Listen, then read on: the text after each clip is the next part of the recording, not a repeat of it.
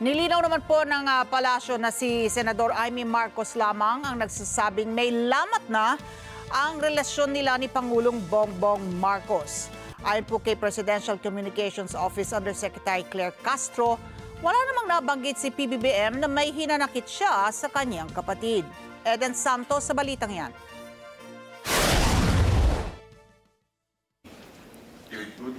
Lumilitaw na tila one-sided lang ang napapaulat na riff o away sa pagitan ni na Pangulong Ferdinand Marcos Jr. at kanyang ate na si Senator Amy Marcos. Sa press briefing sa Malacanang ay sinabi ni Presidential Communications Office Undersecretary Claire Castro na wala namang sinasabi si Pangulong Marcos na may hinanakit siya sa kapatid. Ang senadora rin ang nagsabi na matagal na silang hindi nagkakausap ni PBBM. Iginiit ni Castro na tanging si Senator Amy lang ang nagsasalita ukol sa issue. As we can see from the statements of Senator Amy Marcos, it seems like there is. But on the part of the President, we cannot say that there's a rift between the relationship, in the relationship of the two siblings. So, hintayin na lang po natin kung meron man sasabihin ng Pangulo. But sa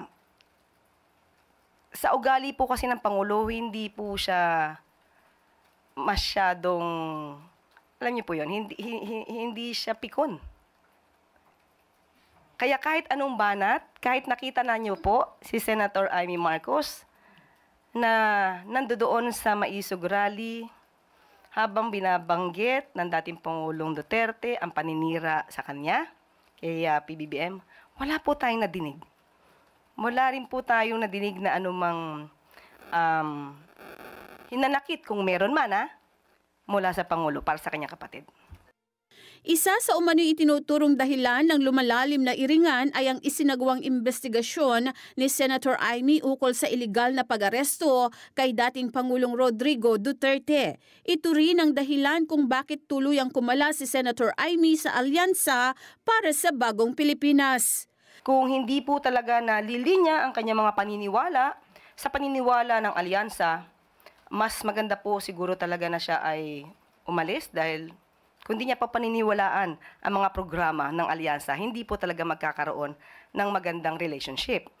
Sa lahat naman ng mga sinabi ni Castro, ito lang ang tugon ni Senator Amy. The immortal words of my mother, Imelda Romualdez Marcos, to patol is human, to deadma is divine. Let's be divine. Deadma.